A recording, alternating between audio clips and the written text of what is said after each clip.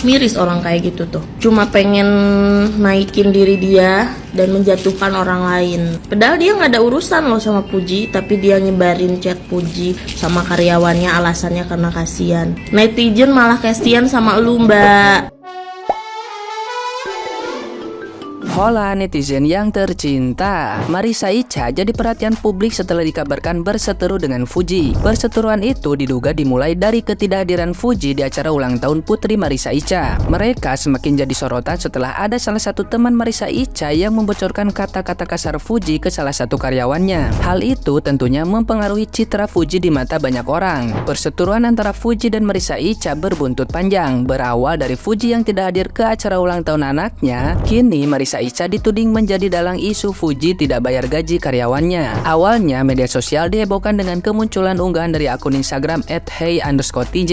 Dia membagikan potongan percakapan yang diduga adalah Fuji dan tim videografernya Abdul. Akun tersebut juga sempat menyebut nama Marissa Icha sebagai teman dekatnya hingga dia mendapat banyak komentar miring dari netizen yang budiman. Kabar Marissa Icha dituding orang yang telah menyebar isi chat Fuji ke media sosial. Hal ini membuat Marissa Icha kena hujat netizen yang berbakti. Tidak terima dituding sebagai dalang dari tersebarnya chat kasar Fuji, Marissa Icha mengungkap rasa kesalnya di media sosial pribadinya. Dia pun mengancam netizen yang terhormat yang terus menudingnya melakukan hal tersebut. Marissa Icha mengaku tidak tahu terkait persoalan antara Fuji dan timnya. Bahkan dia mengaku kini berada di posisi yang serba salah. Nah, gimana nih menurut netizen yang maha benar? Silahkan berkomentar ya. Gak pernah tertarik buat bahas soal artis, tapi kali ini sangat menarik menurut aku. Anak ini masih usia 21 tahun, tapi dia tuh udah mengalami banyak banget peristiwa. Mulai usianya belasan tahun dia udah kehilangan demi kehilangan, kemudian dia mendapatkan banyak celaan dan ujian-ujian kayak tiba-tiba orang kok banyak yang bermasalah sama dia, tapi permasalahan-permasalahan itu pelan-pelan selesai dan dia nggak pernah berkoar-koar di media. Dia menjalani hidupnya dengan sesantai itu, yang padahal nggak tahu di belakang kamera itu gimana beratnya dia menjalani kehidupan. Salut banget, anak semuda ini bisa melalui beberapa permasalahan yang bisa dibilang cukup berat, tapi dia bisa sesantai itu. Aku tuh sampai mikir loh, nih anak tuh punya kebaikan apa sih sampai Tuhan tuh seneng banget sama dia. Tuhan tuh segitu senengnya sama dia sampai dia tuh diujinya sebegitu besar ujiannya dan dia dikuatkan sama Tuhan. Jadi dia diuji, dia dikuatkan. Terus juga banyak banget orang-orang tuh yang sayang sama dia, sesayang itu, dan dia udah beberapa kali juga dipanggil ke tanah suci. Bahwasanya kan pergi ke tanah suci itu bukan soal kaya raya, bukan soal banyak uang, bukan, tapi soal bagaimana Tuhan memanggil seseorang untuk datang, diundang ke tanah suci. Itu undangan dari Tuhan gitu loh, dan semua itu dia punya. Apa sih nih kebaikan nih anak nih sampai Tuhan kok happy banget gitu sama anak ini, seneng sama anak ini, cinta sama anak ini. Ini tuh harusnya jadi bahan perenungan kita loh, jadi bahan perenungan yang sangat besar ini. Dan banyak banget orang-orang yang bisa dibilang ngikut namanya dia biar bisa naik, ya kan? Ngikut namanya dia biar bisa naik. Ya, dan memang naik gitu. Dan ada orang yang punya masalah, punya urusan apa, tiba-tiba dia yang naik lagi namanya. Apa coba nih, kebaikan apa nih? Entah kebaikan besar kah, entah kebaikan sekecil apapun kah, tapi yang jelas Tuhan senang sama kebaikannya dia. Kita cari tahu dong nih, kita bisa berbuat baik apa nih biar Tuhan nih bisa senang sama kita. Dan ini anak tuh ceria banget, padahal paham lah lelahnya kayak apa, capeknya kayak apa, sedihnya kayak apa, sakitnya kayak apa, paham. Semoga dia sehat selalu, bahagia selalu, dan senantiasa dicintai oleh Tuhan. Amin. Thank you.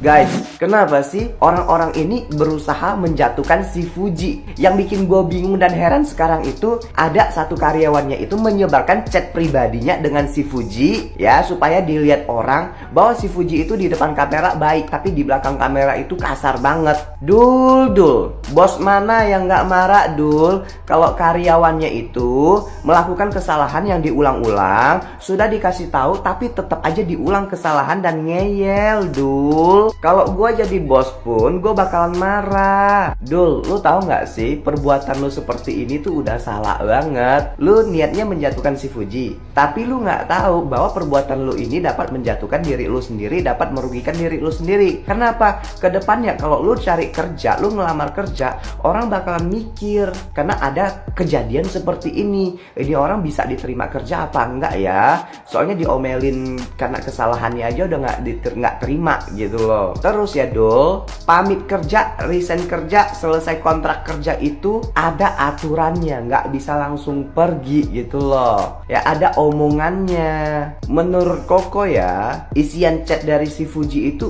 nggak kasar gitu loh. Ini dunia kerja Dul. Kalau nggak pengen diomelin bos karena kesalahan sendiri, mending jadi bos aja deh, jangan jadi karyawan. Menurut Koko, ini omelan yang biasa gitu loh. Kita ya kerja sama saudara kandung sendiri aja, kalau kita buat kesalahan diomelin abis-abisan Dul, apalagi sama orang lain. Ya Allah Dul. Yang lagi viral nih si Abdul nih, kameramennya si Puji nih, dia bikin status, gue sebagai orang yang sering dimaki-maki dengan kata tit, intinya itu bahasa kasar lah katanya di depan banyak orang, tapi gue diem dan gue coba sabar tanpa tahu kesalahan gue dan itu sering terjadi. Gimana lu gak dimaki-maki Dul?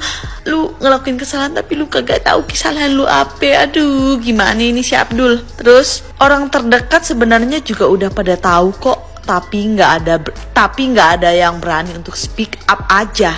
Setelah selesai kontrak kerjaan, gaji gue nggak turun pun gue diam, gue nggak ada speak up ke media sosial. Padahal jalur meminta untuk gaji gue sudah gue lakukan. Yang bersangkutan loh, ada kok buktinya. Gue cerita ke teman gue, rasa itu hal yang wajar.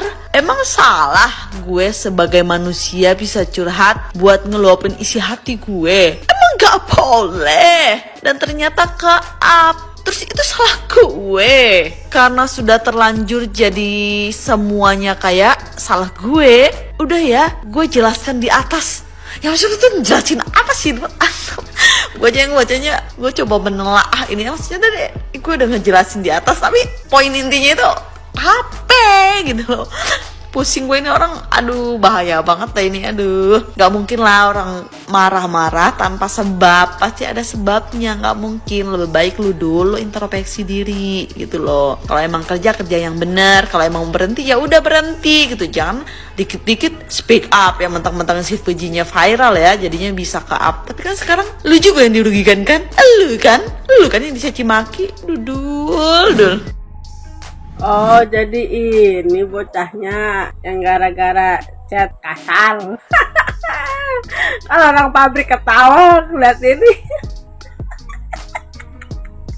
Sumpah, lu coba kayak di pabrik sehari aja lu ya. Aduh, lu dimaki-maki, boro-boro di chat di depan orang banyak lu. Waduh, bisa langsung penuh tuh beranda kamu tuh isinya itu menghujatin para pimpinan. Kalau enggak lu langsung dipecat gara-gara lu ngujatin pimpinan satu-satu. Lu mau ngelawan siapa coba? Aduh, masih karyawan itu nerimo. Ya namanya karyawan begitu di mana-mana. Aduh, benar-benar cocok.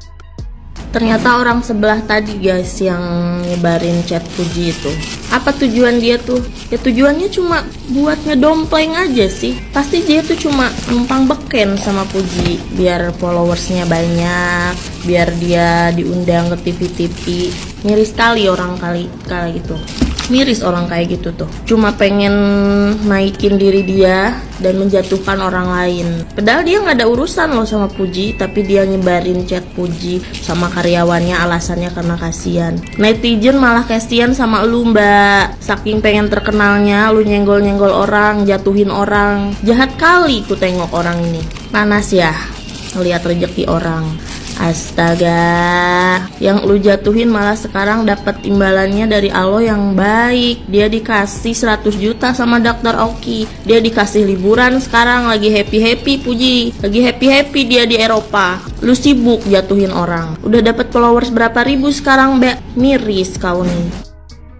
Kan Uti lagi liburan ke Eropa. Kemarin sih ayang aku udah sempat WhatsApp sama aku, katanya dia izin mau ke Eropa. Yaudah aku izinin. Tentang berita yang lagi heboh-hebohnya ini, dia sih katanya nggak ambil pusing lah, terserah lah itu kan. Yang penting kita itu sama-sama masih berjuang lah bersama-sama dalam setiap kesusahan gitu. Apalagi soal si cewek itu yang kemarin diliput wartawan, yang kelihatan banget seneng gitu kan diliput. Tadi ngambil pusing, yang penting ayang Uti udah berbagi rezeki ke cewek itu. Siapa sih namanya? Kalau nggak salah Haitai namanya. Yang katanya dia punya CCTV dahsyat tentang sifat ayang aku di belakang kamera. Coba kita lihat ya CCTV-nya sedahsyat apa. Apakah lebih dahsyat ketimbang kopi sianida atau Ferdi Sambo kemarin? Kita lihat aja. Lagian ya aku heran, emangnya seberpengaruh itu kah ayang aku untuk negara, untuk semua orang di Indonesia ini gitu. Sampai-sampai kita harus ngeliat CCTV-nya segala. Ya padahal ya kalau mau kita bahaskan itu kan soal chatan itu ya antara atasan dan bawahan lah ya. Yang mana bosnya ini mungkin mau pekerjaannya itu harusnya seperti ini dan ternyata tidak sesuai dengan hasil. Sebagai obos yang punya uang, ayang aku otomatis marah lah karena pekerjaannya yang tidak sesuai dengan harapan obosnya. Cuman si bawahannya ini yang tidak tahu diri, yang mungkin dia merasa ini wajib diviralin ya. Dia sengaja capture chatan itu karena dia udah punya niatan untuk dia sebar. Nggak tahu apa maksud si cewek ini buat nyebar itu chatan, nggak tahu lah. Toh tersebarnya chatan itu juga kita nggak ada pengaruhnya kan ke masyarakat. Ya masyarakat tetap bisa makan, tetap bisa kerja. Gak mungkin lah dengan chatan itu, dengan CCTV yang mau dia tunjukin itu, masyarakat semua ini jadi tiba-tiba hilang pekerjaan, tiba-tiba jatuh miskin kan. Gak ada pengaruhnya lah ke negara ini juga soal itu. Jadi ya terserah dia mau nunjukin CCTV, mau nunjukin gigi, itu gak apa-apa, terserah dia. Intinya aku sama ayang aku ini udah saling menguatkan lah. Alhamdulillah kita memang udah sama-sama kuat ya menjalani kehidupan ini. Tadinya aku udah mau berbaik hati ya minta andelin sama Asnawi, cuman ya tau sendiri Asnawi gak bisa diandelin sekarang. Dia tuh lagi sibuk main bola terus. Gak bisa diganggu, gak bisa disenggol. Pokoknya yang pertama, hal utama itu sama dia bola, Asnawi. Ya udah nggak apa-apa. Memang kami belum ditakdir untuk bisa akur menjaga Uti, kesayangan kami berdua, tapi ya udah. Aku juga masih sanggup kan. Secara aku kan hero-nya si Uti, Superman-nya aku.